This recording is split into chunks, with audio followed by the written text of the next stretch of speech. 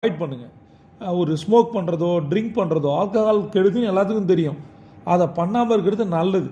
அதில் வர்ற போதை என்பது ஒரு டெம்ப்ரவரி, அது நம்மளோட லைஃப்பை ஸ்பாயில் பண்ணும். லாஸ்ட்டு தண்ணி நம்ம குடிக்கிறோமா?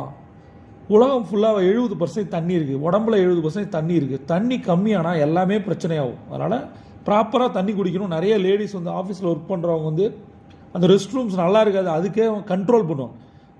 எப்பயுமே சொல்கிறேன், இந்த மாதிரி விஷயங்கள்லாம் வெக்கப்படக்கூடாது, கண்ட்ரோல் பண்ணக்கூடாது.